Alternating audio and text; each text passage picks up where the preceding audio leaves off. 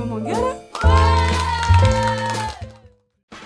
Bonjour à toutes et à tous et bienvenue dans cette nouvelle émission qui revient sur nos œuvres préférées. Pensez-vous avoir des ennemis? Car aujourd'hui, nous allons discuter de la fabuleuse œuvre qui est Vinland Saga. Manga écrit et dessiné par Makoto Yukimura depuis 2005, il compte actuellement 26 tomes dont le 27e devrait être publié prochainement.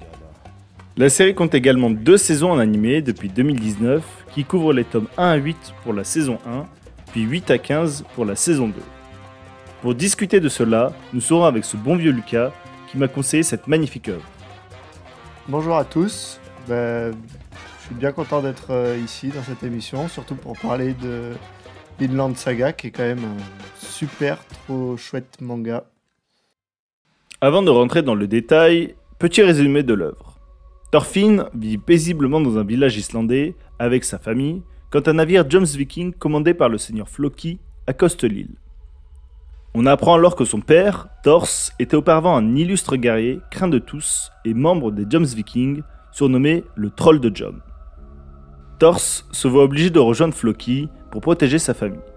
Il prend alors la mer, mais Thorfinn ayant écouté les récits de Leif Erikson, s'est caché dans le bateau afin de pouvoir partir en mer et vivre des aventures. Sur leur route, ils sont attaqués par des pirates d'un certain Askeladd.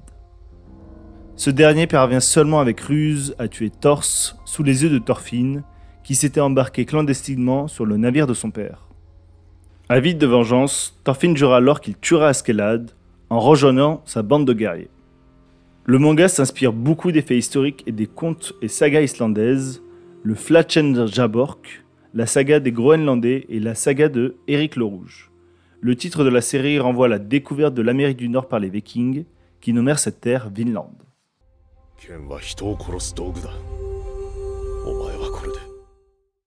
Voilà pour le topo, on va revenir un peu sur chaque partie, mais avant tout, première question, comment as-tu découvert l'œuvre?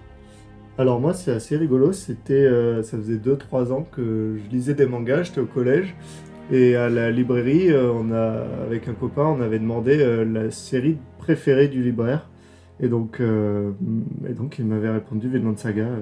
Bonjour Franck, à Azimut, à Montpellier. Bisous à Franck. Voilà. Et du coup, mon pote avait acheté la série, et moi, comme un débile, je l'avais pas acheté. Et ensuite, il y a eu un autre pote au lycée qui a réacheté la série, puis moi, je l'ai toujours pas acheté, je l'ai relu en entier. Et bien 5-6 ans plus tard, au final, je me la suis achetée quand même, parce que je me suis rendu compte que c'était une de mes séries préférées. Donc quand même, je pouvais pas passer à côté, quoi. Très stylé. Moi, c'est un peu différent. J'avais fait déjà l'animé à la base solo, donc celui qui couvre en gros toute la première saison, donc ça couvre de tome 1 à 8 de mémoire. Et en gros, j'avais fait toute l'animé, je m'étais arrêté. Déjà parce qu'il n'y avait pas de saison 2, même si elle avait été teasée, parce que quand je l'ai regardé, on devait être en 2021, un truc comme ça. Et du coup, en reparlant avec Lucas, en disant qu'il était vraiment très stylé, il m'a dit vraiment continue d'aller le lire et de prendre les tomes parce qu'ils sont vraiment très beaux. Et ça faisait partie en fait de ce que je voulais actuellement, c'est-à-dire avoir des nouvelles œuvres et surtout des très belles œuvres à avoir pour pas avoir acheté plein de mangas tout le temps, soit les revendre, soit juste avoir une librairie entière chez moi. Et donc du coup c'est une des œuvres que je me suis dit let's go, et en vrai un vrai kiff, un pur régal, encore plus en manga. J'ai pas vu la dernière saison en animé, bien que je l'ai déjà lu du coup en manga, mais elle avait l'air aussi fabuleuse, mais là j'attends le tome 27 avec grand plaisir, mais juste du coup on va en reparler au fur et à mesure, mais j'ai hâte. Voilà, je sais pas si t'avais... Ouais. Mais en fait, c'est le genre de série qu'on peut relire plusieurs fois, donc c'est vraiment cool à avoir dans sa bibliothèque, parce que c'est pas comme les trucs qu'on lit une fois, qu'on a envie de revendre, quoi. Ça, c'est vraiment une série qu'on peut lire 2 fois, il y a plusieurs lectures, bon, on va en parler, mais... Oui, il y a plein de choses, déjà parce que il aborde plein de thèmes, il y a plein de thématiques qui sont abordées là-dedans, et aussi parce que c'est pas... il arrive vraiment, en tout cas l'auteur, à... et parler des Vikings, et parler de plein d'autres choses, on va dire, philosophiques dans son œuvre. Et à la base, elle part vraiment juste sur de la bagarre pure, quoi. Littéralement, la première saison, c'est la bagarre avant tout, quoi. Voilà. Et donc, du coup, histoire de reprendre un peu tout, On a décidé en fait de vous répartir un peu le manga via ces 3-4 arcs actuels. Donc la première partie, la haine et la guerre, qui couvre en fait les tomes 1 à 8 et la première saison de l'animé. Donc pour le contexte, on a en fait Thorfinn qui a rejoint Askeladd pour venger donc la mort de son père. Et le but de Thorfinn pendant toute cette partie-là, son voyage initiatique entre guillemets, c'est juste de buter Askeladd, vu ce qu'il a fait à son daron du coup. Donc je sais pas si tu as des trucs en particulier à dire déjà sur cette partie, s'il y a des choses que tu as en particulier aimé ou... Ouais, mais ce qui est fou avec cette partie, c'est quand même que il arrive à faire un très bon manga et en soi, cette partie pourrait suffire à elle-même. Et en fait, on se rend compte au fur et à mesure, à la fin de cette partie, au tome 8-9, là, qu'en fait, c'était vraiment une introduction à la série. Et moi, je trouve ça fou de faire une introduction qui se suffise à elle-même, quoi. C'est très très rare, ça arrive jamais dans les mangas que la mise en contexte de l'univers se suffise à elle-même, en fait. On pourrait arrêter la série au tome 8, ça serait déjà une série ouf, quoi. Ouais, c'est pour ça que je m'étais arrêté un peu à la saison 1, entre guillemets, parce que un peu fan l'univers était très cool, même si c'est vraiment, comme je peux dire, c'est vraiment beaucoup bagarre, parce que c'est des Vikings. Mais déjà, il y a, je pense, tu vois, des petits réminiscences, des comment on peut appeler ça, tu vois un peu le futur du manga, déjà via ces scènes juste de bagarre ou non, ou pas, dans le sens où tu as vraiment les réflexions philosophiques d'Askeladd, même de Knut, quand... De toute façon, on va spoiler, vu qu'on est en train de parler de tout le manga, mais quand son bras droit se fait tuer, j'ai plus son nom, mais quand il se fait tuer, il y a déjà une première réflexion de sa part en se demandant pourquoi toute cette violence, etc. Et c'est Ragnar, du coup, son genre de maître spirituel, son père adoptif, entre guillemets, à Knut. Et du coup, déjà, à partir de là, tu vois qu'il y a déjà pas que juste bagarre, et qu'il y a déjà des scènes très belles, encore plus en manga. Genre l'animé, la première saison, je la trouvais très belle, mais il y a je sais pas, en tout cas, l'auteur transpire bien plus sa patte visuelle via le manga, un peu logique. Mais c'est un peu un truc omniprésent chez Yukimura, les réflexions philosophiques un peu sur le sens de la vie et tout ça, c'est un truc un peu omniprésent dans ses œuvres. Enfin, en France, on n'a que Planète qui est sorti aussi, mais c'est vrai que c'est quelque chose qui transparaît toujours, quoi. Et donc, c'est pas étonnant que même dans sa saison 1, il y ait des petites réflexions comme ça. Mais c'est vrai que c'est encore plus présent par la suite. La première saison, c'est quand même vachement plus, entre guillemets, shonen, parce que c'est quand même très sanglant, mais il y a moins de réflexion philosophique, disons, dans la première partie que dans la suite. Ouais, mais surtout, tu te prends une belle claque dans la première partie parce que tu penses que Thor va quand même s'en sortir. C'est bon, il est trop fort et il va gagner quoi qu'il arrive. Et en fait, on te rappelle un peu que c'est vraiment juste la réalité de la vie, en mode il y en a eu plein qui sont morts, il y en a eu d'autres qui mourront, il y en a d'autres qui sont morts. Parce que même si c'est genre le guerrier le plus fort, etc., juste via l'ingéniosité entre guillemets d'Askeladd et voir son point faible, qui était entre guillemets son fils qui était à bord du bateau, il y a un vrai truc de... C'est un shonen, mais il te met très vite les pieds sur terre en mode il est mort, point, on passe à la suite. Quoi. Oui, ça, pas de doute là-dessus. On sent que c'est pas un shonen non plus, mais et il y a une petite différence aussi entre, si je dis pas de conneries, entre l'anime et le manga où Thor, ce manga c'est sous forme de flashback. Ouais. Alors que dans l'anime, ça commence par cette histoire-là. Pour l'avoir fait, du coup j'avais fait de l'anime, puis après j'ai relu. Et donc quand tu relis le premier tome, c'est littéralement toute la vie de Thorfinn, etc. en Islande. Et alors que dans l'animé, t'es directement plongé dans la peau de Thorfinn, l'adolescent qui pue là, et qui est en train de se bagarrer. C'est l'inverse. Dans les mangas, ça commence par Thorfinn qui fait la guerre. Ah, et du coup qui fait un flashback. Ok. Et dans l'animé, ça. Ok, c'est bon, c'est ça. J'avais un doute sur l'un ou l'autre. Mais ouais, du coup, c'est amené différemment, mais les deux sont très bien à prendre. Je trouve que dans le manga, c'est encore plus stylé, parce que ça fait vraiment genre, tu t'es plongé dedans, et ensuite on te fait un petit rappel, même si c'est un peu classique d'un shonen, quoi, de faire un flashback, etc. Mais là, c'était vraiment en mode... il te plonge dedans en mode pourquoi il est aussi fou, Ali et tout.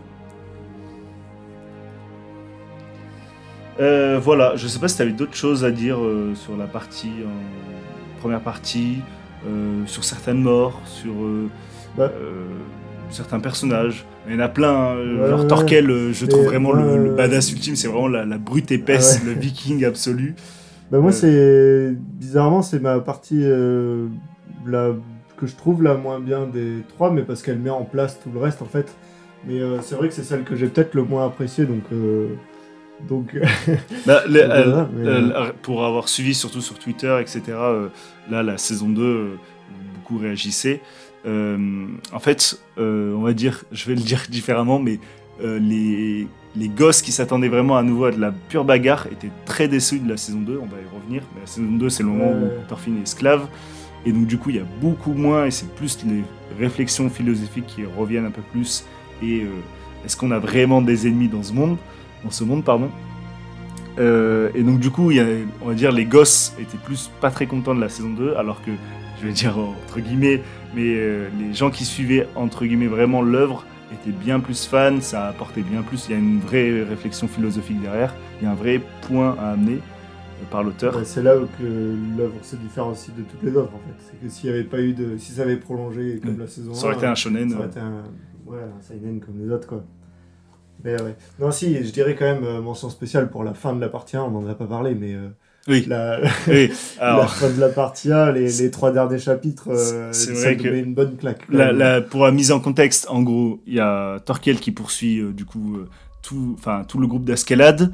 Et il vient son tour de passe-passe absolu d'Askelad, du coup de croire en fait à Knut en disant qu'il va devenir un vrai bon roi, et aussi parce qu'en fait du coup Askelad étant un des descendants des Danois, un des Danois de son père, mais surtout de sa mère du côté du pays de Galles, lui veut en fait faire en sorte que son pays d'origine, le pays de Galles, du coup devienne un vrai royaume.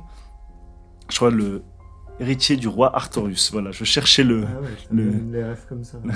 Mais parce qu'en fait, il en parle tellement en mode c'est son truc que du coup, il se dit si je crois en Knut, il va pouvoir faire en sorte que le pays de Galles redevient un pays prospère, et ou alors qu'il devienne en tout cas, qu'il les laisse de côté de cette guerre. On voit la vraie profondeur enfin, c'est pas un méchant pour être méchant quoi. Askelad il prend de la profondeur même dans la partie 1. Il y a vraiment le truc pas du tout manichéen, dans le sens où c'est il sert ses objectifs, il est pas méchant pour être méchant ni gentil pour être gentil, il le fait pour parce que pour même la là suite. on voit qu'il essaie de protéger, quand il essaie de protéger le pays de Galles, là on voit que ça doit être un mec horrible au début, en fait il a quand même une part de sensibilité quoi, et de trucs qu'on retrouve pas forcément dans tous les mangas quoi, je trouve. Oui, il y en a. Alors, je vais c'est une directive de Seinen. Mais... Oui, voilà, d'avoir une double. Au final, d'avoir une double perception d'un personnage, que ce soit différent, etc. Surtout que t'as vraiment presque le personnage principal, c'est certes Thorfinn, mais t'as vraiment un axe sur le Askelad, sur tout ce qu'il va faire. Et ce que tu disais, du coup, la fin du tome 8, ou je sais plus si c'est fin de tome 8, je crois que même c'est la moitié du tome 8, parce qu'en fait, le tome 8 se termine pas sur ça.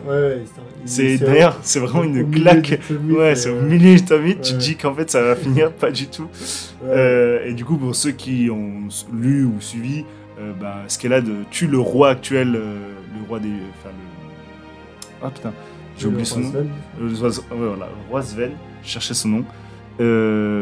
Avec un entourloupe quoi, en essayant de le voir en fait, parce que le roi Sven comprend que le pays de Galles a une importance pour Askelad, et Askelad le prend très mal, on va dire, au point du coup d'assassiner et de se faire passer pour un fou, pour que au final Knut l'assassine lui, et que Knut soit propulsé comme nouveau roi, ou en tout cas héritier directement, parce qu'en fait Knut a un grand frère, et donc techniquement c'est lui l'héritier direct Je crois qu'il du y roi a Sven. une histoire d'assassinat après ça, je crois.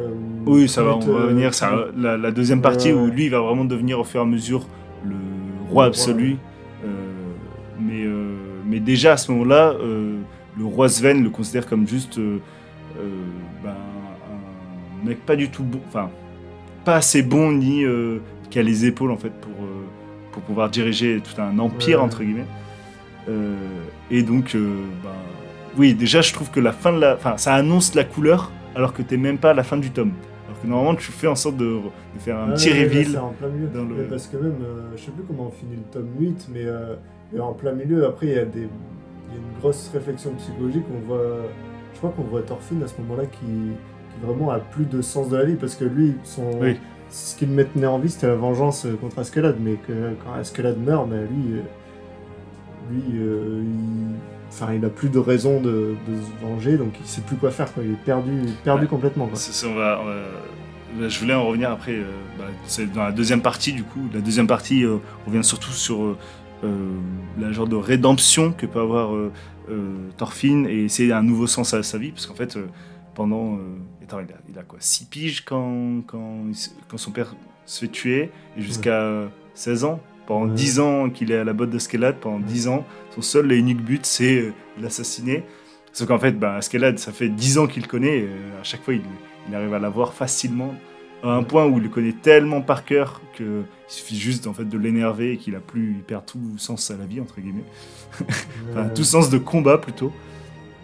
Mais il y a ça, j'essaie de me rappeler aussi un peu, mais il y a pas mal de trucs. Il y a aussi quand ils se font attraper par Thorkel, tu vois vraiment le côté, il rappelle quand même le côté, l'auteur rappelle beaucoup le côté, il y a vraiment des brutasses épaisses comme Thorkel, qui le mec ne vit que pour la bagarre. Vraiment, il s'ennuie, on va le voir après dans les autres parties, mais dès qu'il n'y a plus de bagarre, il s'ennuie mais profondément. Et même, littéralement, quand il fait le genre de guet-apens en disant je vous rends Canute, et au final, c'est juste pour faire la bagarre avec 2000 hommes, et lui, il en a que 500. Enfin, ça n'a aucun sens. Et Thorkel a un peu aucun sens, mais je trouve qu'il apporte quand même la touche d'humour. Après, moi, c'est pas mon perso préféré, mais c'est vrai qu'il ajoute ce truc-là d'humour, de légèreté, malgré le fait qu'il se castagne avec tout le monde. Je trouve qu'il apporte la légèreté qu'il n'y a pas tellement dans l'œuvre, ou sinon tout le monde finit dépressif, quoi. Ouais, mais c'est ça qui est contradictoire, c'est que c'est vraiment la brutasse épaisse qui apporte le côté humour et cool, c'est vrai que alors qu'il y a vraiment les réflexions des personnages te plongent entre guillemets bien plus dans la dépression que les combats en eux-mêmes. Il y a une scène surtout qui est très belle, c'est quand, on va en reparler bien plus tard, mais quand t'as tous les Vikings qui se font capturer et qu'ils se font exécuter. Et du coup, ils savent pas pourquoi ils se sont battus depuis le début, pourquoi ils doivent aller au Valhalla et tout ça. Et t'as vraiment un vrai petit moment très très cool. Enfin, très cool. Ça te rend plus dépressif cette scène-là que toutes les autres trucs de bagarre.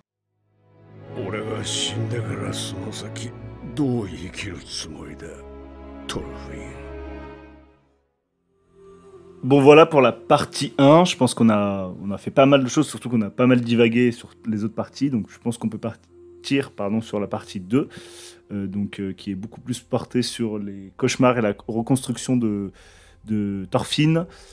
Juste après, du coup, la fin dont on parlait dans la partie 1, où Askeladd tue le roi et se fait tuer par la garde et aussi par Knut. Et donc du coup, Thorfinn perd totalement tout sens à la vie, parce que son seul sens, c'était buter Askeladd. Voilà. Donc je pense que c'est ta partie préférée. T'as des choses en particulier à dire sur celle-ci ? Ouais, c'est celle qui change vraiment et qui fait une rupture avec le reste. Et je trouve que... Enfin, vraiment, c'est là où le personnage de Thorfinn se développe. Et il prend vraiment du sens, quoi.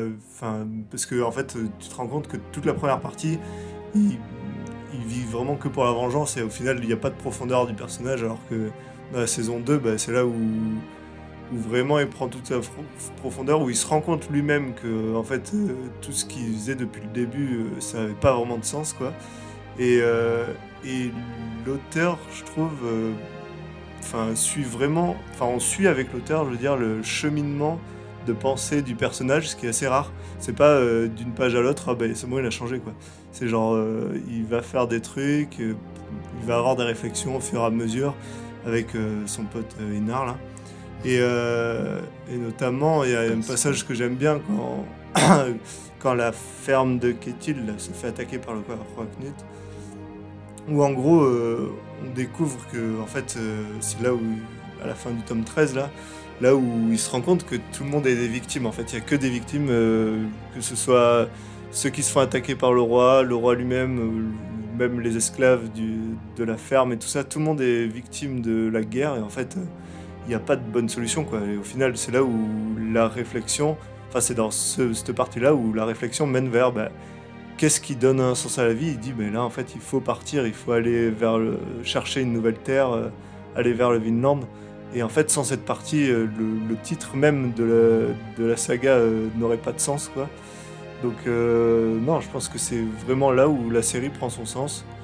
Et voilà, enfin, pour moi, il n'y a pas vraiment de mauvais...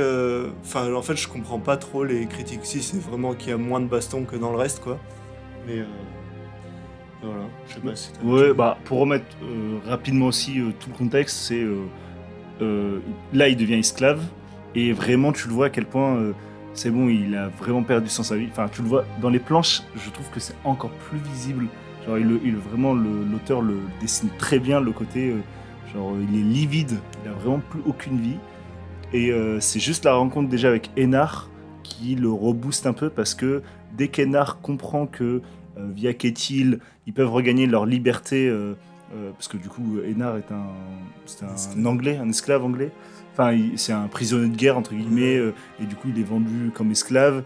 Il se retrouve dans la ferme de Ketil, et il apprend que, en travaillant bien, que Ketil est un bon maître, entre guillemets. Il n'y a pas vraiment, parce que c'est de l'esclavage, mais dans le sens où ils peuvent racheter leurs conditions d'esclaves en cultivant les terres que Ketil donne, et que s'ils sont suffisamment profitables, au bout de 2, 3, 4 ans, je sais plus, je crois que c'est 3-4 ans, ils peuvent racheter leur statut.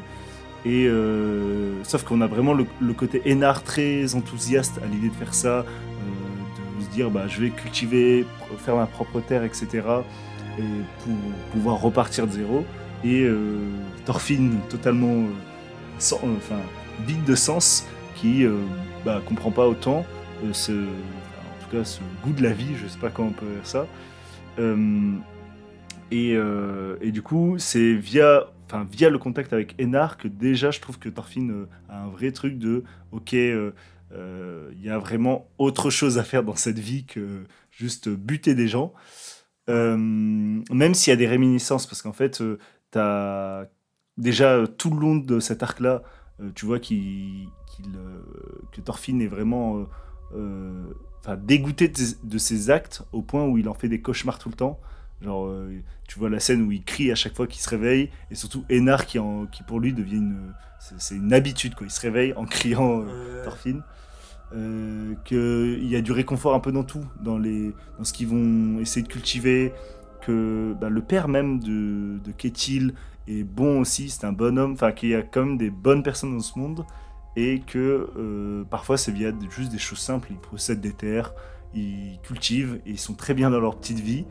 Et que déjà à partir de là, il y a un vrai truc ils reprennent goût à la vie, surtout pour Thorfinn. Là où c'est d'un coup replongé, c'est ce que tu disais, tome 13 du coup, c'est quand Knut vient sur la terre de Ketil, en plus pour des trucs très futiles, que Ketil est vraiment juste allé voir... je crois que la raison est plus profonde, c'est que Knut il cherchait une ferme pour avoir du pouvoir, et bon, il se trouve que c'est tombé sur la ferme de Ketil, et parce que du coup la vraie raison qui est dans le manga, en fait, c'est expliqué entre les bulles, mais en gros c'est pas une vraie raison pourquoi ils ont attaqué la ferme, quoi. Oui, parce qu'en fait là on parle beaucoup de Thorfinn, mais en parallèle Knut devient vraiment un autre personnage, quoi. C'est plus du tout l'enfant puéril, enfin pas puéril, mais genre je vais pas dire traumatisé de la vie, mais qui a lui vraiment il est l'inverse, il est sans vie, dans le sens où il est vraiment je dirais entre guillemets faible, parce que il a pas de quoi se défendre, etc. Et vraiment, il y a un passage, il y a un tournant. Au moment où Thorfinn lui perd sa vie, c'est Knut qui reprend sa vie en main, entre guillemets. Ouais. Après, il est pas mal approfondi le personnage de Knut aussi quand il voit les hallucinations de son père, où en gros, son père, il lui dit, il voit la tête de son père décapitée par terre et il lui dit, bah, t'es devenu aussi mauvais que moi, quoi. Quand Knut empoisonne son frère et tout, en final, c'est pareil, il les maudit aussi. Et donc, le personnage de Knut est pas mal approfondi aussi, en parallèle de Thorfinn, quoi. Les deux n'ont pas forcément d'interaction, mais on voit les destins parallèles et leur vision du monde aussi qui s'accomplit au tome, je sais plus, 14 peut-être, où en gros les deux se font un vrai face-à-face, mais avant ça on voit quand même l'évolution des deux personnages assez parallèlement. Et oui, si je voulais revenir, je voulais revenir sur le combat entre Thorfinn et le serpent là. Oui. Donc celui-là, c'est le premier combat après le bagarre tome 8, quoi. Et franchement, il est fou parce que Thorfinn se jure de plus jamais combattre et là il a juste pas le choix en fait. C'est soit il sauve ses potes, soit il meurt, voilà quoi. Donc en gros on voit bien qu'il est tiraillé à ce moment-là et le combat est ouf, même s'il se passe pas grand-chose, parce que en gros c'est le combat entre le garde du corps de la ferme de Ketil et Thorfinn. Le garde du corps qui lui-même a un passé un peu flou, je crois qu'il est même pas développé au final, nulle part. Il est pas plus développé, tu sens que c'est un ancien. Mais tu sens que c'est un ancien guerrier qui vient de je sais pas d'où, il dit qu'il a fait un peu de prison, et que du coup il s'est enfui, et on sait pas trop d'où il vient, mais on sent que c'est un ancien guerrier assez haut placé, et qui se retrouve contre Thorfinn qui lui-même a un lourd passé. Les deux se rendent compte que l'autre est plus fort que ce qu'ils pensaient, et ils sont pas du tout à leur place, et en fait ils se rendent compte pendant le combat qu'ils ont plein de similitudes, que ces deux rejetés, qu'ils ont rejeté le combat et qu'ils veulent plus faire ça, et pourtant ils se retrouvent face à face et à avoir un niveau de fou, quoi. Donc en fait je trouve ça assez fou ce combat. Ils ont un niveau de fou, et surtout donc comme tu disais, c'est que Thorfinn veut plus se battre, mais comme il est obligé, il se dit il va avoir la même réflexion que son daron. Il n'a pas besoin de les tuer, il peut juste les mettre hors d'état de nuire. Mais sauf que la façon dont il le fait, du coup il prend la même position comme si c'était son daron, tu sais, les deux poings fermés. Sauf qu'en fait tu te rends compte que c'est la même position qu'il prenait quand il avait ses deux dagues. Et du coup le serpent du coup reconnaît que c'est un ancien guerrier, rien qu'à sa position, et que même lui à ce moment-là, le serpent se rend compte que lui aussi il a vécu d'autres choses en tout cas bien plus graves dans sa vie que juste là être esclave. C'est pas un simple esclave et tout ça. Ah ouais. Ouais, et pour revenir du coup surtout sur ce que tu disais avec Thorfinn et Knut, je crois que c'est un des summums de cet arc, c'est du coup quand il se rend compte, et en plus déjà Thorfinn, pour qu'il aille le voir, il est obligé de passer par tous ces hommes là, et notamment qu'il est obligé de voir vraiment la brutasse épaisse du viking absolu qui il lui fait un pari en me disant tu peux m'envoyer tant de coups et je répondrai pas, en mode à quoi ça sert, je vous connais même pas ni d'Adam ni d'Ève, pourquoi je devrais me bagarrer avec vous alors que je veux juste discuter. Et là t'as déjà les vraies premières prémices de Thorfinn qui, c'est bon, la bagarre j'en ai ras le bol, on peut juste régler les conflits en parlant, tu vois. Ouais. D'ailleurs, moi c'est pas un truc qui m'a... J'ai pas trouvé ça si classe la manière dont il va discuter avec Knut. C'est juste tabassé, quoi. C'est juste tabassé, et puis même c'est un peu... tu te dis, un garde de corps du roi qui lui fout, je sais plus comment il dit, mais 200 coups ou quoi, et que Thorfinn il a juste boursouflé pendant 2 jours après. C'est un peu... La scène en animé est très belle, vraiment il y a une musique, et le fait qu'il y a la prémisse de ce qu'on disait où il dit pourquoi je suis vos ennemis, en quoi je suis vos ennemis, et t'as toute la réflexion qui est littéralement de tout le manga, c'est tu n'as pas d'ennemis dans ce monde, et c'est les paroles de Thor à son fils en disant tu n'as pas d'ennemis dans ce monde, qui sur les réseaux, etc. C'est vraiment le truc qui est repris très souvent. Mais du coup tu arrives à la dualité entre Thorfinn et Knut, où ils se rendent compte que les deux entre guillemets veulent la même finalité, la paix entre guillemets dans le monde, mais qu'ils ont vraiment deux moyens différents d'y aller. L'un passe vraiment par le discours de la non-haine et du fait qu'on puisse régler tous les problèmes, avoir une assemblée, vivre entre guillemets en autarcie, en coalition avec tout le monde, alors que Knut le voit plus en mode tous les humains sont mauvais et je vais faire en sorte de tous les régir, je sais pas, les canaliser en tout cas sous ma bannière pour faire en sorte qu'il y ait un seul et même régime et que c'est moi qui vais porter tout ce fardeau.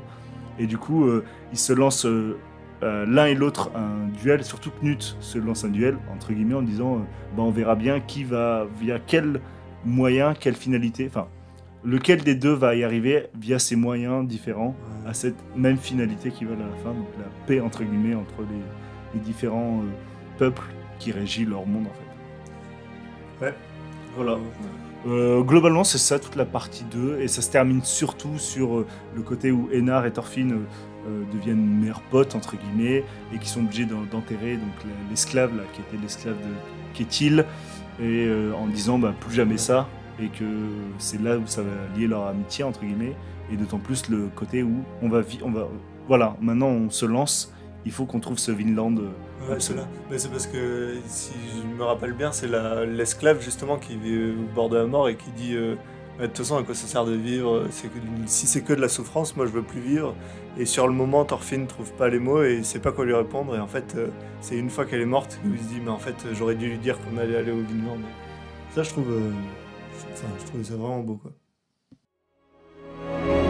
Einar.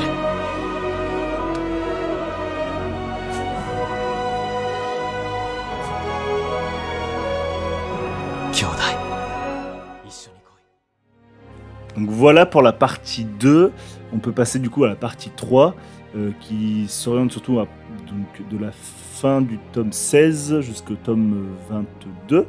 Et lui, il est beaucoup plus axé sur la partie rédemption et la découverte du monde via Thorfinn et tout son groupe en fait. En fait, Thorfinn finit d'être esclave en fait en s'échappant de la ferme de Ketil, vu que de toute façon Ketil est mort, hein, et qu'ils n'ont plus qu'un but maintenant, c'est de construire le Vinland. Mais très vite, c'est la question de se dire, il nous faut des thunes en fait pour arriver à cette excursion. Et d'ailleurs, ils sont obligés du coup, c'est à ce moment-là où ils font le retour en Islande, que personne ne le reconnaît, et la seule personne qui le reconnaît du coup, c'est sa daronne, à Thorfinn. Même sa sœur du coup le reconnaît pas au début. Et il y a tout les premières pages, les premiers temps où il y a juste la redécouverte et le fait que Thorfinn a un vrai but maintenant, c'est aller au Vinland. Et donc pareil, à partir de là, qu'est-ce qui t'a plu en particulier dans l'arc, où il y a des trucs en particulier qui t'ont marqué? Ah ouais, moi, il y a quand même la scène mythique des solutions des Jom Seeking, tome 22, là. Celle-là, ouais, j'ai bien avancé d'un coup, là, dans la partie, mais parce que moi, ça m'a pas marqué vraiment, le début de cette partie, là, où le retour chez lui et tout ça, je trouve pas forcément que ça fait vraiment avancer l'histoire. On voit sa sœur avec ses enfants, tout ça. Non, pas plus, mais c'est vraiment le côté en mode, c'est marqué pour lui en mode...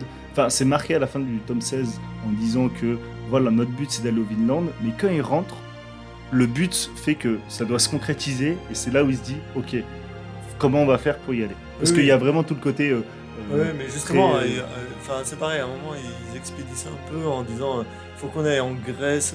D'ailleurs, j'ai pas trop compris ça. Ils doivent aller en Grèce récupérer des trucs pour faire du commerce, pour avoir de l'argent. Au final, on voit pas 11 de Grèce. Non mais, alors, faut reprendre un peu. D'ailleurs, tout à l'heure, j'ai dit tome 22. Tome 22, au contraire, c'est le tome dont tu parles, où il y a son fameux discours incroyable. Mais ça va jusqu'au tome 24, plutôt, cette partie-là. Parce que c'est au moment où ils reviennent d'Islande. Donc, en gros, ils partent d'Islande parce qu'en fait, en arrivant là-bas, ils recroisent... putain, j'ai oublié le nom du gars, l'Islandais qui possède tout plein de terres, Leif, voilà, et qui a aussi son fils. Ça va être même un genre mini-arc qui va suivre avec, parce que du coup Thorfinn revient, il y a sa femme du coup qui va venir avec, enfin sa future femme du coup qui va venir avec lui. Non, pas du tout. Pas Asgrid, Isgurd. Oui. Isgurd, un truc comme ça. Attends. Oui, c'était elle. Et en fait, elle est censée être promise à la fille de Leif.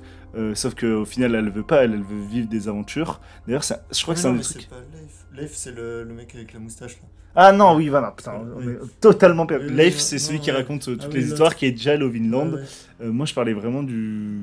Oui. du- Oui, non, je vois. Mais je sais plus du tout son... Mais d'ailleurs, mais tu vois, ça, moi, je trouve, ça m'a pas forcément marqué parce que même, bah, du coup, Gudrid, voilà. Voilà, c'est sa femme, C'est sa Gudrid. Mais tu vois, je trouve qu'ils auraient pu faire, enfin, pour le coup, il aurait pu faire un personnage hyper intéressant avec Gudrid parce que c'est quand même la femme de Thorfinn, quoi. Mais je sais pas, je la trouve un peu qui subit tout ce qui lui arrive, quoi. Ouais. Enfin, justement, non. On la montre comme forte au début parce qu'elle se libère de ses chaînes et tout. Ouais. Littéralement de ses chaînes. Mais au final, par la suite, il n'y a pas vraiment de profondeur. Ouais, c'est le truc que je voulais revenir, c'est le seul truc où j'étais un peu déçu, parce qu'il y a vraiment le côté où elle essaie de se libérer de ça, qu'elle veut faire toute l'aventure avec Thorfinn et sa bande en fait, enfin, et son groupe, parce que ça va être avec Gros Yeux, je crois que c'est en Ouais. VF, il s'appelle Gros Yeux, mais je crois qu'il a un autre nom. C'est Ouais, mais gros yeux dans le manga. ouais, dans le manga. Mais je crois qu'il a un. Je sais plus s'il y a une version différente. Enfin, la traduction, c'est Gros Yeux, du coup, en français. Donc, qui est le fils adoptif de Leif.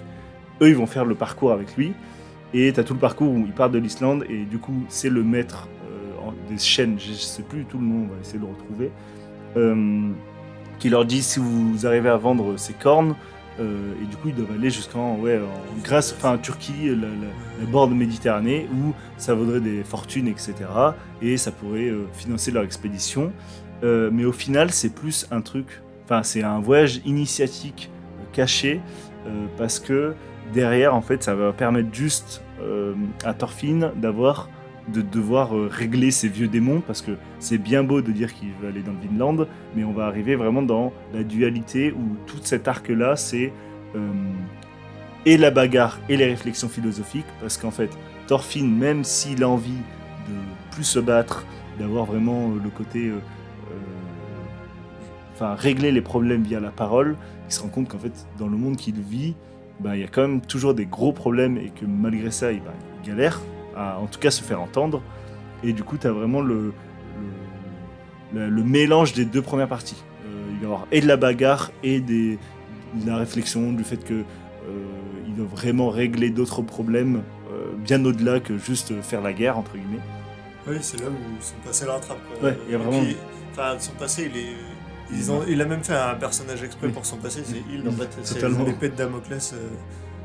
Non, c'est sûr, mais ouais, je sais pas, je trouve les personnages qui arrivent à ce moment-là sont pas forcément... ont pas une vraie personnalité, je trouve. Tu vois, ils ont fait... Enfin, genre, Hild, elle est là pour faire l'épée de Damoclès et elle sert à rien d'autre. Mais en fait, c'est ça qui est horrible, c'est parce qu'il y a un tome entier sur elle, vraiment un tome entier, je crois que c'est le 17 ou 18, et c'est vraiment un tome entier où tu retrouves tout son passé, c'est en fait littéralement, en plus, c'est vraiment le Thorfinn sans cœur qui dit en mode tu es ma proie et je dois te tuer, quoi. Enfin, si tu es ma proie, c'est comme ça. Et qui se retrouve face à elle, qui là, elle peut le tuer, parce que c'est une chasseuse d'ours, du coup, et elle est très expérimentée dans ça.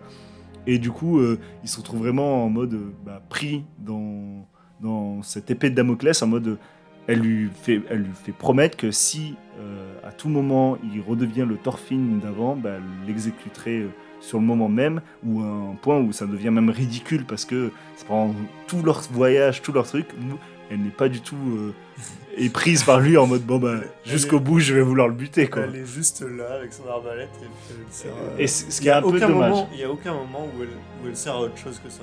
Elle participe quand il va y avoir quelques genres de batailles entre guillemets, mais il y a vraiment que le côté où elle participe pour faire en sorte qu'elle se rende compte pour que Thorfinn ne s'enfuit pas en fait de son champ de vision. Et c'est un peu dommage parce que vraiment il y a un tome entier où là c'est très bien, le tome entier où il raconte vraiment à quel point Thorfinn est là juste pour tuer un gars, enfin son père du coup, et que il l'assassine de sang-froid, mais genre je trouve la scène vraiment dantesque dans le sens où il a qu'un but, Thorfinn, c'est buter son père de sang-froid, et que elle, ça la marque à vie, et que elle a tout un passif avec lui, et que on va dire que le seul moment où elle a de l'importance, c'est là le dernier tome qui va être sorti le 26, mais on y reviendra. Et du coup, il y a quand même toute cette rédemption en particulier et tout, mais presque, en fait, c'est la rédemption se passe que dans la partie danoise, en fait, tout le Danemark, etc. d'antan, parce que c'est là où il va y avoir la bataille, c'est là où il va rencontrer littéralement un lui du passé, c'est le gars avec la lance, c'est littéralement Thorfinn, mais quelques années en arrière. Et en fait, il se voit à travers lui. Et bah, je te laisse plutôt parler de toute la scène que tu kiffes, en fait, et tout son discours et tout ce qui va arriver de ça, quoi. Bah, c'est vrai, moi, le gars avec la lance, c'est pareil. C'est vrai que ça fait penser à Thorfinn quand il était jeune, donc en vrai, pourquoi pas. En vrai, si, il est justifié, il est assez cool. Mais non, la scène des Jomsviking Viking, là où, en gros, avec tout le passé qu'il a, Thorfinn, bah, le passé, il le rattrape pour les mauvaises choses avec Hild et tout ça, mais il le rattrape aussi pour des choses où, enfin, il est vraiment reconnu pour ce qu'il a fait avant et il se retrouve à la tête des Jomsviking Viking sans avoir rien demandé à personne. Et c'est là où il a directement de la crédibilité face à Thorkel, et c'est grâce à Thorkel qu'il atteint cette position aussi. Et donc là, je trouve Thorkel a bien une profondeur dans le truc de... Il sait qu'il est hyper fort. Thorkel aurait pu être chef des Jomsviking, mais il veut pas cette position en fait. Thorkel, il veut juste se battre. Donc en fait, lui, il s'en fout d'être chef ou quoi. Il veut juste se battre et il a confiance en Thorfinn et il l'aime bien parce que c'est un des seuls qui peut lui tenir tête, quoi. Et je trouve que Thorkel, à ce moment-là, c'est un personnage qui sait en fait qu'il est assez naïf, mais qui le rejette pas, quoi. Il veut pas être plus que ce qu'il est et il veut juste se battre et contre le plus fort. Ça, je trouve ça hyper beau. Et au final, Thorfinn qui vient à la tête des Jomsviking pour juste dissoudre la plus forte armée, en tout cas au moment des faits, la plus forte les plus forts mercenaires de tous les Vikings, quoi. Et ouais, non, c'est fou en vrai. Et c'est grâce à la crédibilité qu'il a face à Thorkel qu'il peut faire ça. Et moi, je trouve ça fou parce qu'il prend à contre-coup tous les codes du manga, en fait. Où en gros, le but du héros de manga, c'est de devenir chef, ou devenir meilleur, devenir roi des pirates, devenir.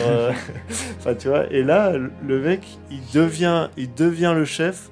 Et le premier truc qu'il dit, bah en vrai, juste rentrez chez vous, allez voir vos femmes et vos enfants. Faites de l'agriculture et tranquille. Ouais, c'est ça. Et ouais, alors j'adore beaucoup cette scène, et surtout c'est l'empilement de scènes qui précèdent qui fait que cette scène la rend. Enfin, ça pourrait être un cheat, et au contraire, non, parce que du coup, c'est tout ce qui précède qui font que la scène est très belle. Parce que je crois que le tome s'ouvre sur ce que je te disais, c'est. T'as des prisonniers de guerre qui vont se faire exécuter et qui commencent à poser la question en mode pourquoi on fait ça? On est en train de se battre pour aller au Valhalla, alors que le Valhalla, le but c'est de se battre encore plus, mais dans un autre monde, tu vois. Et du coup, il lui pose la question il pose la question à son pote en mode si tu vas vraiment au Valhalla, ouvre la bouche ou fais un signe, entre guillemets. Et il commence à avoir toute une réflexion philosophique d'un random absolu.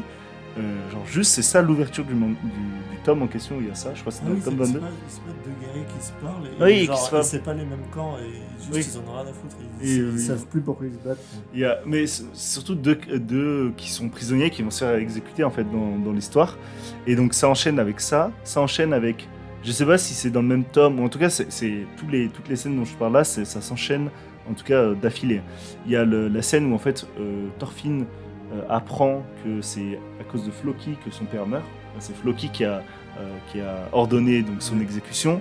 Donc il y a une réminiscence de Thorfinn avec la rage absolue où tu le vois vraiment en mode entre guillemets mode berserker qui a envie de juste le défoncer, quoi. Et il va quand même jusqu'à lui couper les doigts à Floki, mais qui reprend son esprit, qui revient à la raison. Et donc il y a déjà une première chose qui fait que ok, Thorfinn revient en tout cas à ses préceptes, à ses nouveaux préceptes. Et à la dernière chose avant ça, c'est surtout quand il voit en fait littéralement lui jeune, donc le gars avec la lance, j'ai plus du tout son nom, il faut que je le retrouve aussi également. Et donc du coup, il y a vraiment tout un côté où il voit que le mec a exactement les mêmes travers que lui quand il était jeune, c'est-à-dire que dès qu'il s'énerve, il perd totalement la raison. Et il se retrouve à foncer tête baissée, et Thorfinn c'est parfaitement le contrecarré parce que c'est exactement comme ça qu'Askeladd le faisait, et t'as vraiment l'impression où il dit putain, Askeladd avait raison, cet enfoiré, et il arrive à la voir. Et du coup, bah, il le goume littéralement. Et juste après ça, c'était Garm, du coup, voilà, le gars avec la lance. Juste après ça, c'est là où, du coup, il se fait élire chef des Jump Vikings. Ah oui, tu disais Thorkel aurait pu le devenir, parce que, pour rappel, Thorkel est aussi un haut... Bah, un c'était le haut général de gradé. Floki, Voilà. quoi. Enfin, Et du coup, le fait qu'il y ait vraiment la scène de bon allez, rentrez chez vous, vous me cassez les pieds, j'ai autre chose à faire. Ça, en fait, ça fait l'apothéose. Et je comprends peut-être pourquoi l'auteur après derrière n'a vraiment, genre, on voit juste le royaume danois et derrière on fait un cut et on dit voilà ils sont de retour de l'Islande, ils ont vendu toutes leurs cornes et, et c'est fini et on rentre. Du coup, ça fait une partie 3 très bizarre parce que ça fait un énorme pic où c'est bon. On a revu du Thorfinn bien vénère qui a envie de tabasser. On a vu le nouveau Thorfinn qui est beaucoup plus posé. On a vu le Thorfinn qui même se rend compte qu'Askeladd a raison. Et par contre, on est en mode, bon bah par contre, l'expédition, on s'en fout, on va aller au Vinland. Donc je comprends un peu l'auteur qui dit, bon, il faut que j'accélère un peu, on va passer ça, tu vois. ouais. Voilà. Ouais. Non, mais très bien. Je sais pas si t'avais d'autres choses en particulier sur cette partie 3. Non, cette partie, pour moi, c'est assez... Parfait. 俺に敵なんかいない。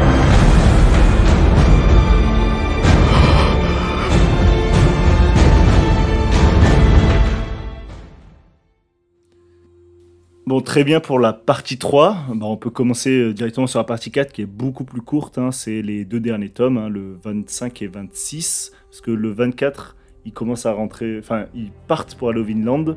Et 25-26, c'est là où ils s'y installent, qui commencent à avoir leur genre de petite assemblée, etc. Et qui voient surtout les autochtones actuels. Parce que le Vinland est vraiment basé sur un vrai récit. Dans comment ça s'appelle, les récits des Vikings, et il y a déjà toute une interaction, etc., avec les autochtones actuels et Thorfinn. Le seul truc actuellement que je pourrais dire, c'est que c'est un peu mou des fesses. Ah ouais, c'est complètement mou. Ouais. Là, surtout qu'on vient de raconter l'arc où ça a assemblé les deux, donc tu avais et la réflexion et la bagarre, et là on est vraiment sur bon, on s'installe, tout se passe bien. Il n'y a rien qui fait que ça justifie presque. On dirait que tout se passe bien et tu peux dire, bah arrête-toi là, tu vois. Et surtout le dernier tome 26.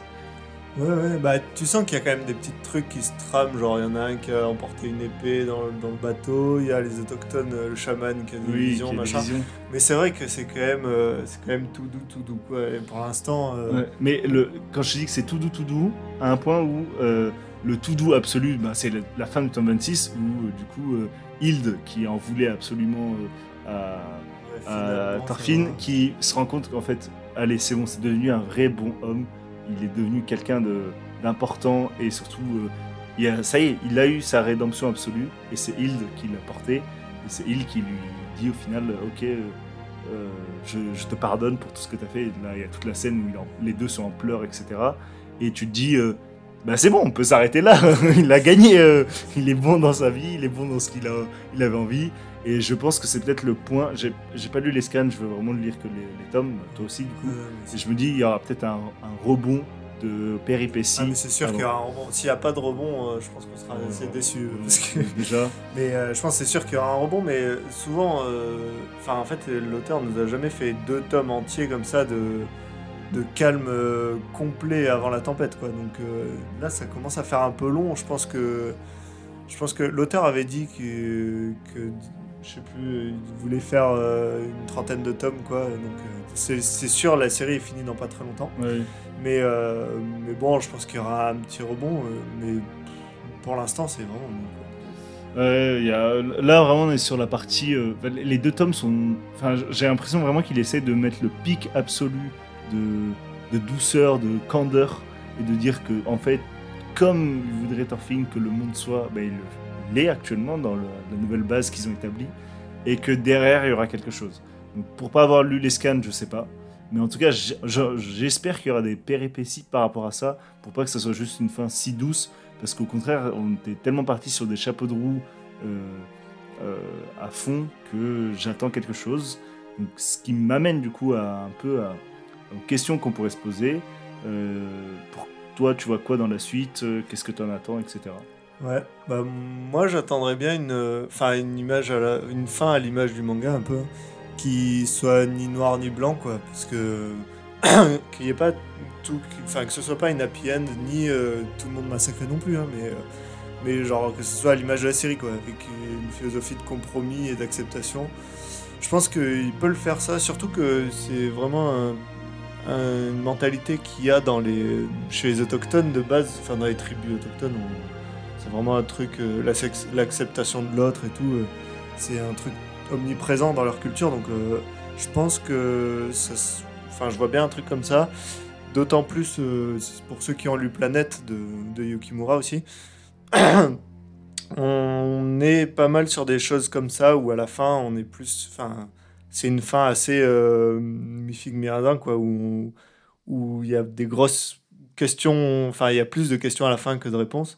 Et moi je serais pas déçu si c'est une fin comme ça en vrai. Je serais limite plus déçu si c'est une happy end que si c'est juste, enfin que si c'est plus des questions. Si tu vois, s'ils se font rejeter du Vinland par exemple parce qu'ils sont pas chez eux, au final ça serait légitime et voilà, et du coup il serait obligé de rentrer chez lui et en fait sans combattre, bah, juste revenir vivre avec sa famille. Moi je serais pas déçu d'une fin comme ça par exemple. Je sais pas ce que t'en penses. Alors, je lis Vinland pour me faire surprendre. Genre vraiment, à la fin du tome 8, je me disais, ben, ça va être quoi la suite? Et il est parti totalement sur un autre axe que j'y pensais même pas.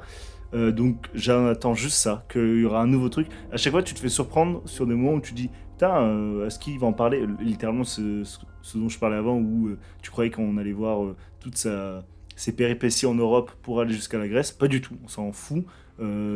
Le but, c'était vraiment juste d'avoir sa rédemption du côté danois, et il s'est tiré, et le reste, on s'en foutait.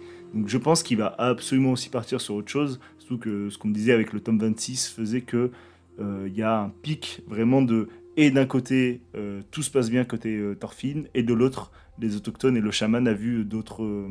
Enfin, il a vu entre guillemets le futur, et le futur, c'est, tu vois, tout ce qui se passe en fait en Amérique du Nord, et en Amérique du Sud, même d'une manière générale, avec l'arrivée des Européens plus tard, etc. Il a toute cette vision et les guerres qui persistent, etc. Ouais.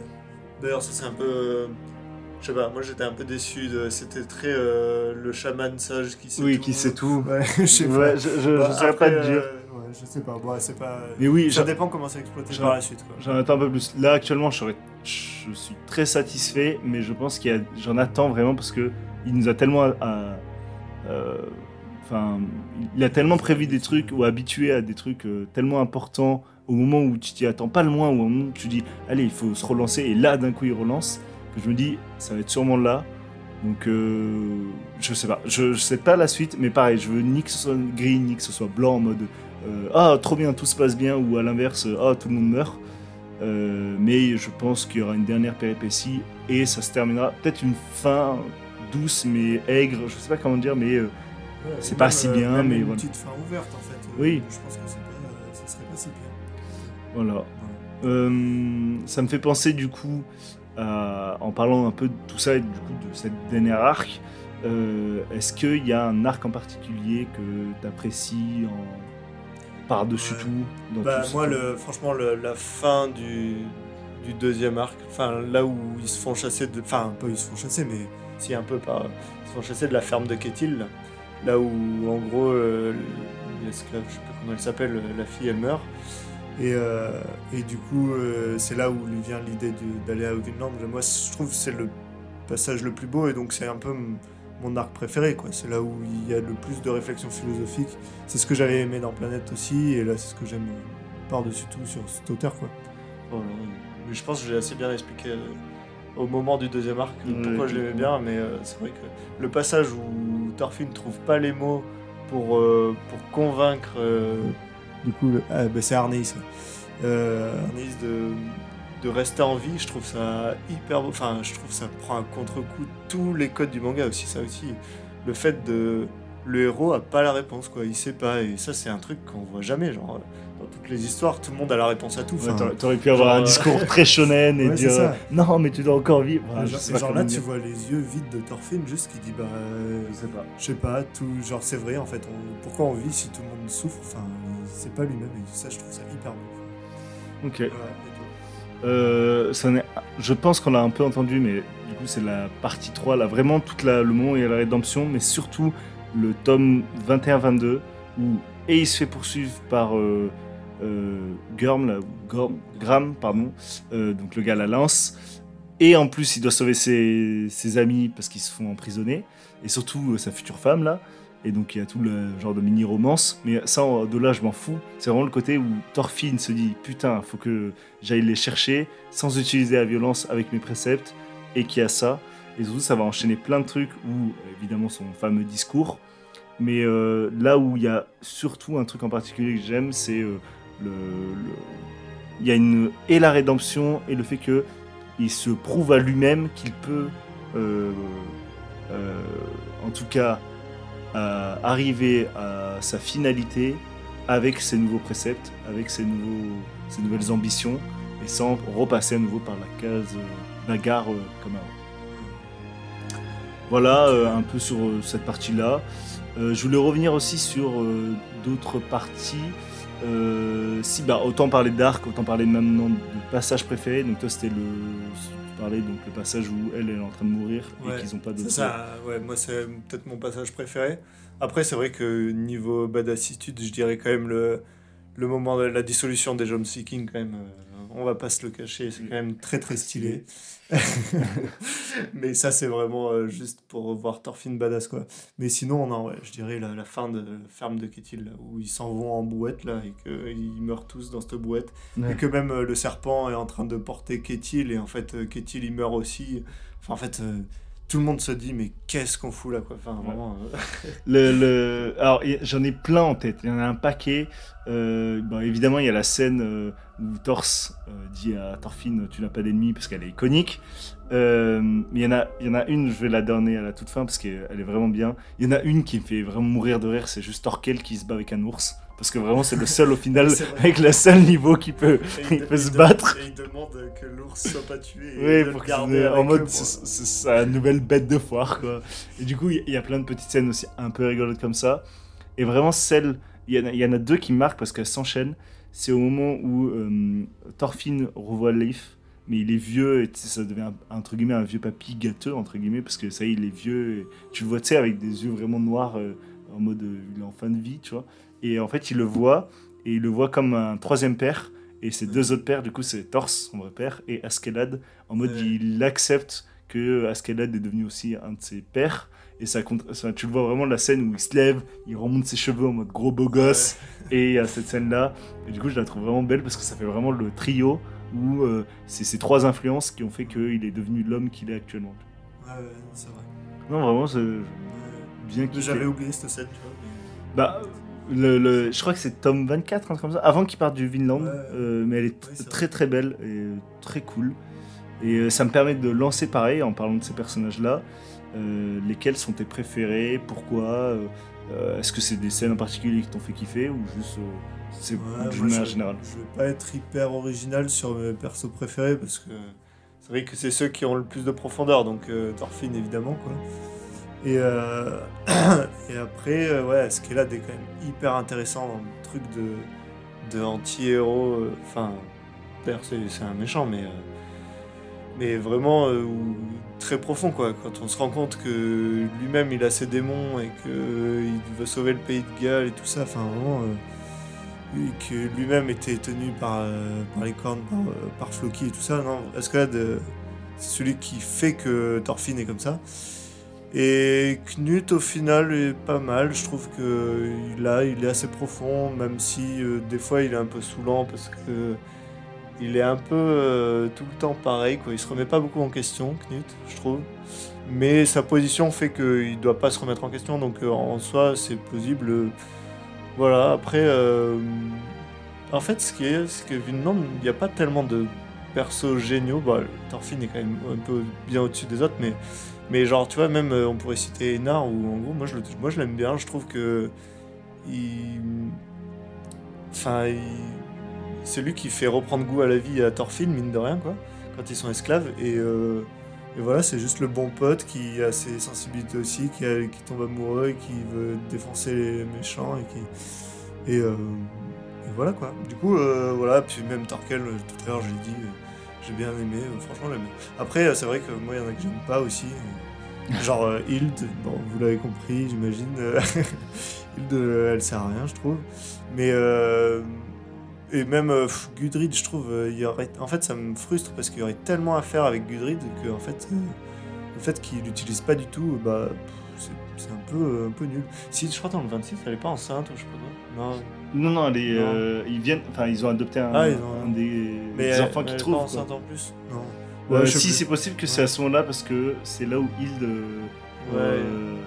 Enfin voilà, bon, bref, arrive à ce moment-là, elle est enceinte et tout. Enfin, du coup, tu pourrais faire plein de choses par rapport à ça, mais en fait, c'est pas vraiment exploité. Je sais pas. Bref, voilà. Mais sinon, globalement, tous les personnages sont vraiment profonds. C'est ça, c'est que c'est pas un héros avec les personnages secondaires et enfin, je sais pas, je les trouve tous attachants et ils ont leur raison d'être, quoi. Et tous ensemble forment l'histoire. C'est pas, on suit pas le héros Thorfinn. Enfin, en fait, c'est qu'ils créent l'histoire tous ensemble et nous, l'histoire est axée sur Thorfinn. Mais en fait, on pourrait faire limite Vinland Saga du point de vue de Einar, quoi. Et il y aurait une autre histoire, en fait. Ouais.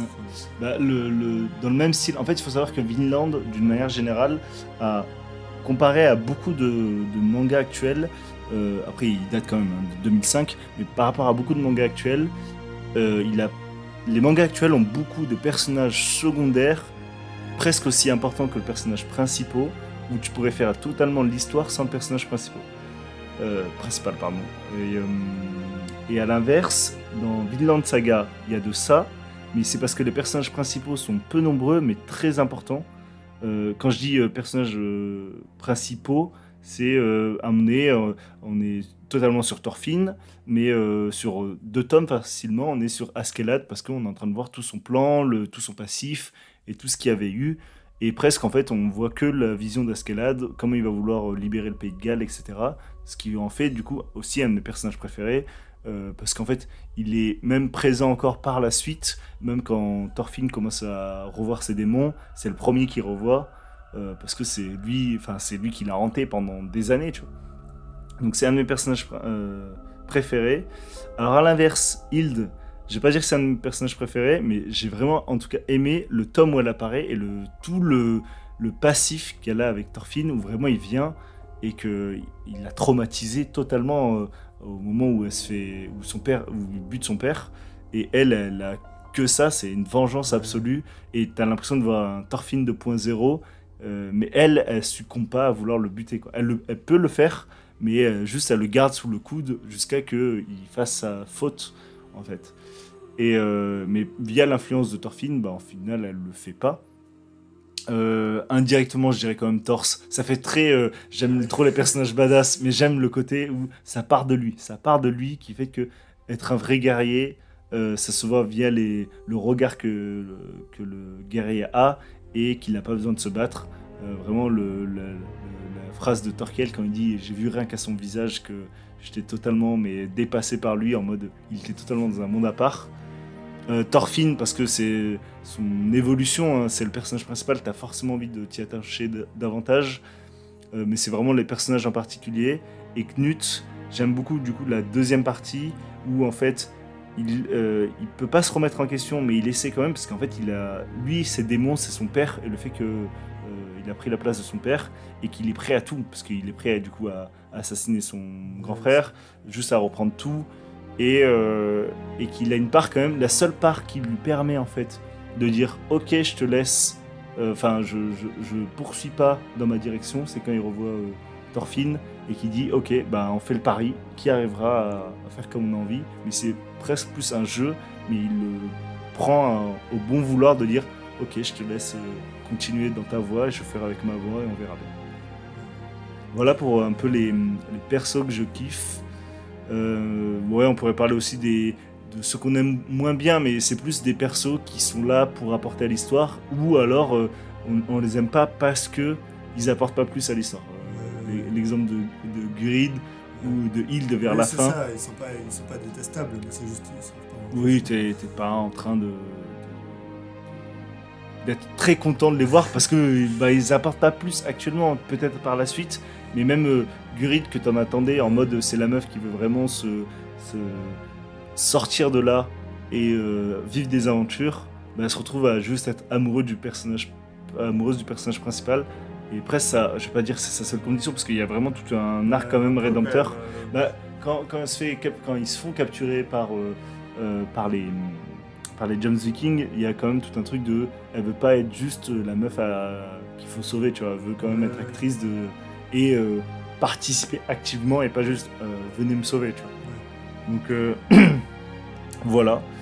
Et pour finir sur les personnages, globalement, est-ce que tu penses que c'est un bon personnage, Thorfinn, d'une manière générale, dans sa construction? Thorfinn, moi, c'est, je pense, tout manga confondu, je dirais c'est un de mes persos. Ouais, je dirais que c'est peut-être mon personnage préféré de tout le manga. Non, peut-être.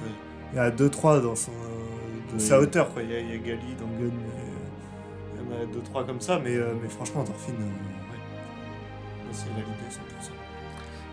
La même, il y a vraiment. Après, sinon on se ferait chier, pardon, mais si on resterait sur le Thorfinn habituel, et c'est pour ça que je vois pas pourquoi certains critiqueraient la saison 2 là actuellement, parce que c'est vraiment le fait que on ait un Thorfinn qui évolue, qui change, qui a ses démons qui reviennent, qui arrive quand même à passer, et je pense que ça va surtout revenir.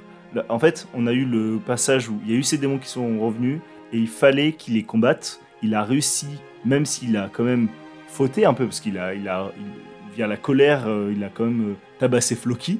Mais il y a quand même un truc de, maintenant qu'il est au Vinland, comment il va réussir à perpétuer et surtout à ancrer sa vision du monde, du coup, parce que c'est bien de le faire sur sa génération, ou en tout cas sur quelques temps, mais comment il va faire par la suite. Donc je pense que ce qui est attendu... T'as envie d'y croire, t'as envie d'y croire. Je comprends totalement. Voilà pour tout cela et pour un peu tous les personnages qu'on a appréciés et préférés. Vinland. Vinland. Voilà, on a fait un peu le tour de l'œuvre. Je pense qu'il y a plein de choses encore à dire, mais on pourrait y passer des heures. Tant il y a de choses à dire sur Vinland, on pourrait littéralement faire une émission pour chaque partie dont on a énoncé, sur chaque personnage. Mais bon, c'est pas le but. Le but, c'est quand même que pour ceux qui ont déjà lu, de s'y replonger. Et pour ceux qui ont un peu rien à foutre du spoil, d'aller lire Vinland, parce qu'on a pas mal spoilé globalement. Mais le but, c'était de revenir un peu sur tout Vinland. Et du coup, pour finir, comme pour pas mal d'émissions, j'aime bien ça. Et surtout, ça vous permet ensuite de suivre d'autres œuvres. On va vous donner quelques petites recommandations en lien avec ce manga, ou le thème, ou alors le genre. Donc je te laisse commencer, Lucas. Ouais, alors moi je dirais, j'ai 2 recommandations. Donc évidemment Planète en fait. Planète du même auteur, c'est le seul manga du même auteur qui a été paru en France. Et par contre, si vous voulez, c'est que 3 tomes, donc c'est assez court, mais on voit déjà la patte de Yukimura où le héros est en quête de sens et tout. Le thème n'a rien à voir, c'est des ramasseurs de déchets dans l'espace. Mais pour le coup, on sent déjà cette patte avec les touches philosophiques et tout ça. Enfin, franchement, moi j'ai vraiment aimé ça, et globalement, tous ceux qui l'ont lu que je connais, ils l'ont vraiment bien aimé. Par contre, là, c'est édité chez Panini, ils font un peu nimp avec les éditions, donc si vous voulez les acheter, il faut les acheter les 3 tomes d'un coup. Si vous voulez pas vous retrouver avec des tomes à 200 balles à acheter parce qu'ils sont plus édités. Voilà, ça c'est globalement le Panini qui fait des nouvelles éditions tous les 2 ans, quoi. Et donc ça c'est pour la première. Et pour la deuxième, c'est un nouveau manga, je dirais, qui ressemble beaucoup à Vinland dans la quête un guerrier n'a pas d'ennemi, quoi. Un vrai guerrier, il se bat pas. En fait, c'est Red Flower, c'est un manga français. Enfin, c'est un franco-ghanéen qui a écrit ça. Il y a qu'un seul tome là qui est sorti il y a pas longtemps chez Glénat. Donc non seulement vous soutenez un manga un peu français, mais en plus, surtout quand vous le lisez, vous savez pas que c'est français. On n'est pas du tout compte. Ça ressemble beaucoup dans la quête de qu'est-ce que c'est un vrai guerrier, et en même temps on se plonge dans une culture africaine, ce qui est très très rare dans les mangas, et en plus par contre c'est quand même beaucoup plus shonen. Voilà, je trouve que ça change pas mal dans l'univers du manga. Voilà, et toi, tu as d'autres recommandations. Oui, alors là, vous allez voir vraiment la différence entre Lucas et moi qui a lu beaucoup de tomes, beaucoup de mangas. Et là où moi, je suis resté sur beaucoup plus de classiques. Alors, je vais recommander un que je pense beaucoup ont lu ou en tout cas vu une certaine partie. C'est Berserk. Alors pourquoi? Il y a deux raisons. Déjà parce que en fait, quand j'ai commencé à lire Vinland, j'étais en train de me faire déjà Berserk. J'étais genre tome 10 quand j'ai repris Vinland. Et en fait, j'enchaînais entre les deux. Et ça m'a fait lire les deux en même temps. Et surtout, c'est parce que pour beaucoup ont vu l'âge d'or de la partie de l'arc de Berserk où c'est l'âge d'or. Et elle est très bien, en animé, en film, tout ce qu'ils ont pu faire. Mais c'est d'autant plus incroyable par la suite. Et je trouve que ça, je dirais pas les mêmes thématiques, mais il y a aussi pas mal toute la réflexion philosophique, même si c'est beaucoup plus fantaisiste côté Berserk. Et clairement, c'est un des mangas à lire absolument, même si l'éclipse me fait encore froid dans le dos. Mais il y a vraiment de quoi aller lire et s'éclater. S'éclater, je suis pas sûr que ce soit le bon mot parce que il est d'une froideur et horrible ce manga parfois, mais il est aussi très beau et surtout les derniers tomes où on arrive plus ou moins à une conclusion et surtout l'auteur est mort depuis. Mais allez lire la suite. Même si vous n'avez pas l'animé et que l'animé s'arrête tout le temps à l'âge d'or, allez lire la suite. Vraiment, je vous en conjure, parce que Berserk est une très belle œuvre et qu'on retrouve pas mal de principes ou d'idéaux, ou en tout cas de certains points de vue qu'on pourrait avoir dans Vinland Saga. Et surtout, c'est un seinen incroyable. Voilà pour tout. On vous fait des bisous et à une prochaine fois pour un nouveau podcast. Un dernier mot, Lucas? J'espère que tu vas me réinviter sur tes émissions. Puis, Je te déteste. et puis voilà, non mais en vrai c'était super cool. Et puis quand tu veux, on refait ça. Avec plaisir. Bisous les zouzous.